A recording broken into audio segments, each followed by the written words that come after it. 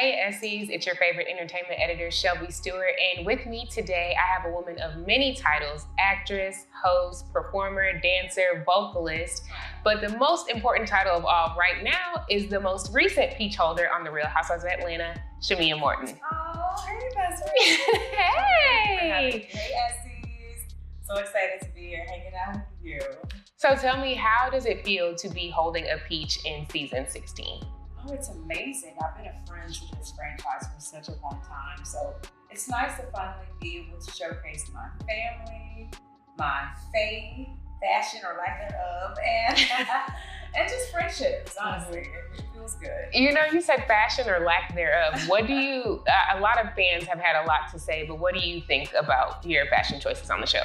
You know, I honestly think it's not the clothes, it's you. You pick the clothes. Mm-hmm. And every time I put something on, I feel beautiful and I feel fashionable. And I think that's all that matters. Absolutely. You know, I'm the one wearing it. Okay. And I'm the one most of the time anyway.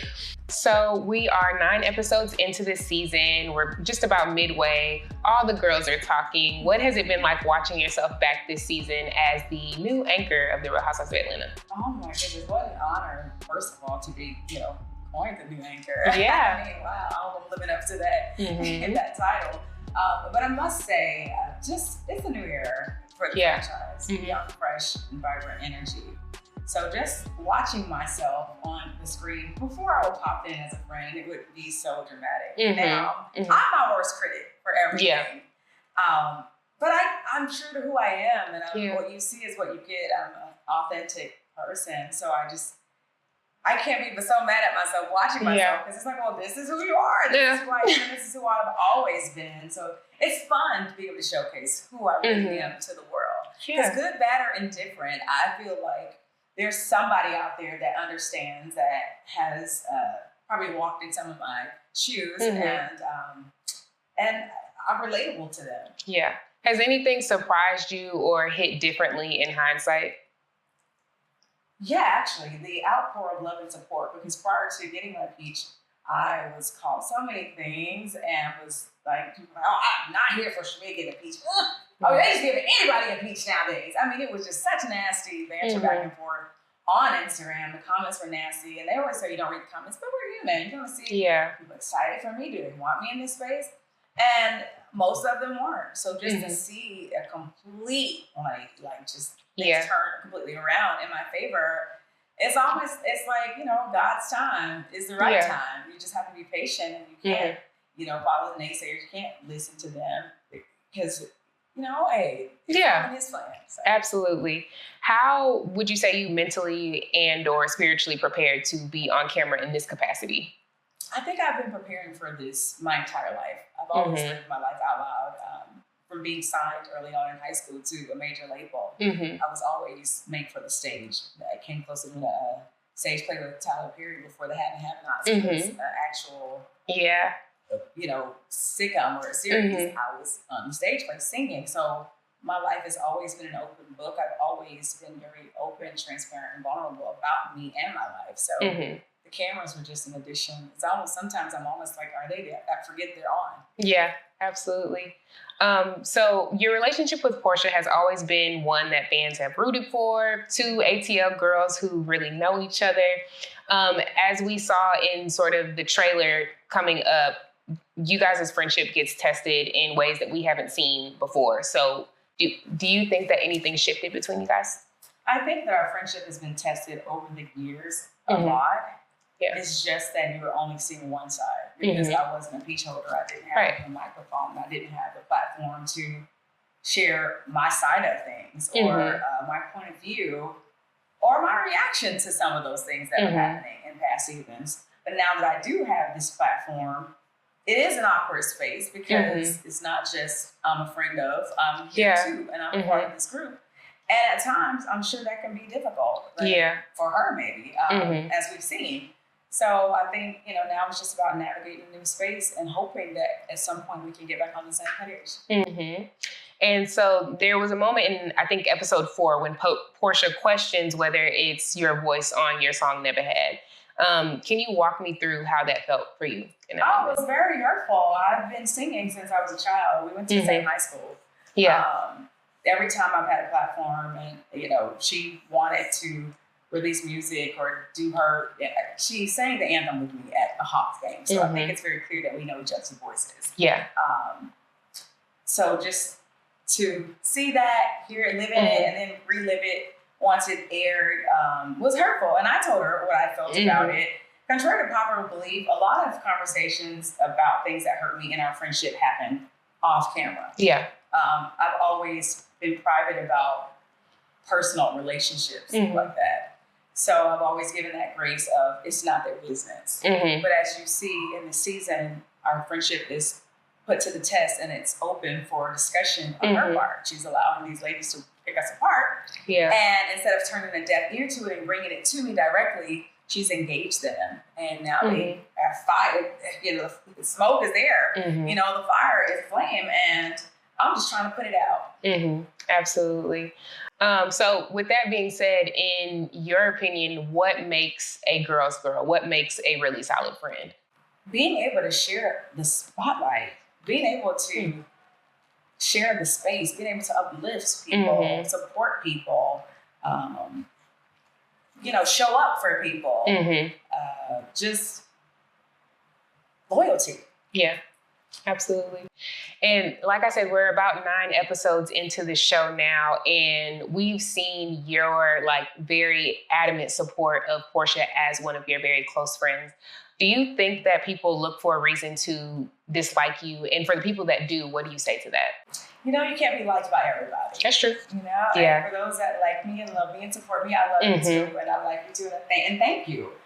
But for those that don't, I'm sorry. That's your loss. You know, I mean, I honestly, you know, I would love for the whole world to love me because I want to love on the entire world. Yeah. But I have to understand, and that's something I'm even trying to mature and grow better at, just being able to just move forward and press forward.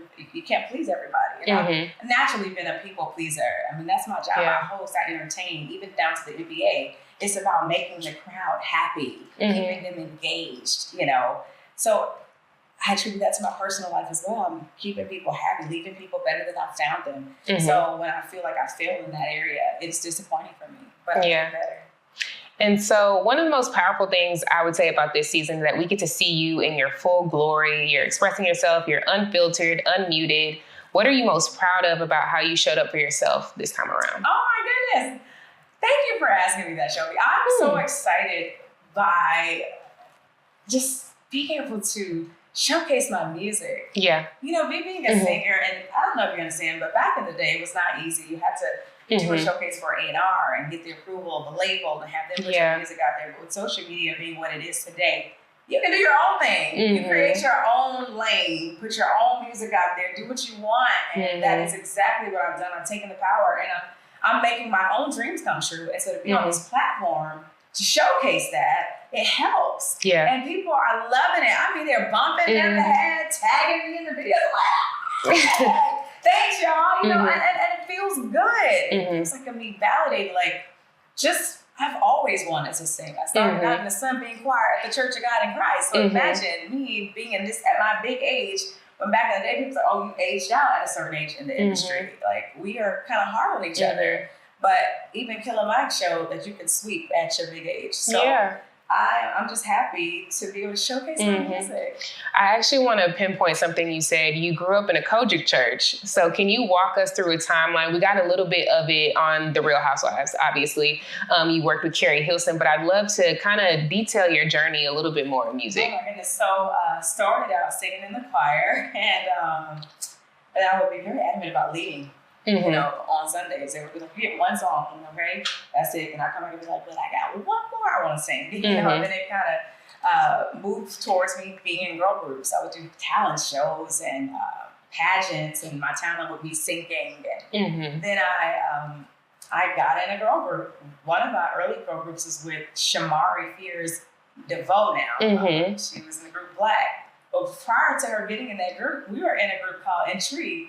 And we both went to the same high school, and we had a girl group, and we did our thing. But then she moved on and went into the group Black, and of course I moved on. I got in a group called Chase 7, And from that group, I got in a group called Pretty Tony. And that group was when I was a group with Carrie Hilson. Yeah. From there, I got a group called Co-Ed. We released a song called Roll With Me. It charted, it did really well. It was #1 for forever. But again, these are all groups. Yeah. And a lot of times in groups, if one person gets pregnant or they decide they don't want to do it anymore, now the group is done and you got to start all over. So, and then sometimes you don't want to sing the certain things that they're singing, or you don't want to perform at the venues that are performing at.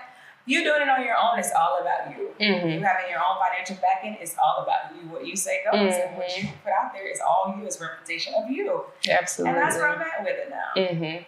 And you know, with that being said, you've been in so many different groups and you've been like sort of a support or a part of something else. So how does it feel to just have that spotlight solely on you? It is amazing. It's like a one-woman show. Yeah. You know, like I said, I always put myself the female Jamie Foxx.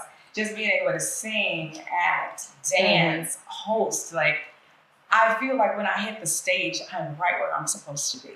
Yeah. Right where I'm supposed to be, because it's like I can do it all. You know, I don't need anybody to host me. I can do it. And I think that's something that fans can look forward to as well on this season of the Housewives of Atlanta. Yeah, absolutely. Oh, I love that. So I do want to ask you, you know, we've gotten to see some of your journey in music on the show. We saw you working with RL. You're in the studio. I thought that was super dope. So what is your opinion on Drew working with Dennis, of like all music producers to work with? You know, at first I was like, well, that's kind of weird, because I never knew Dennis to do music. Yeah. But now we know, because she's released her album. And she sounds it's really great. good. Yeah, it's really good. I'm all about uplifting and empowering another woman. If you really want to do it, then go for it. It's I got your back. But initially when it was brought to me and when I heard about it, it was brought like they were dating. And of course, as you see in like that first scene, or the first episode, I asked her, are you dating Dennis? And she said no, and then I was done with it. Yeah. Of course, it continued to go, because you know how it is. You know, other people get with it and it's shade thrown back and forth. But ultimately, I want Drew to do what she's passionate about. I'm excited for her. And yeah, Atlanta is a mecca of all amazing. I mean, Jermaine Dupri, Ryan Cox. I mean, the list goes on. RL, B flat. But she chose Dennis. The album is great. Portia seems to not mind it. They dispelled all those rumors, I guess. So hey, good luck. So you say you're ending the season with a bang. What would you say we can expect to come? Showcasing my music, all of it. You know, and I'm not done with my album just yet, but I am, you know, recording my video shoot. And I mean, they'll get to really see me perform. Like, it's one thing to play a song in the studio, they hear it, or you can hear it on the radio, but to perform it, I'm a performer. And I'm excited that I actually get a chance to do that. And not just one song, a bunch of songs. And I love them. They're like my babies. So I just hope that people accept them and they feel the intent behind them, the passion and the love I have while doing them. Okay. I love that.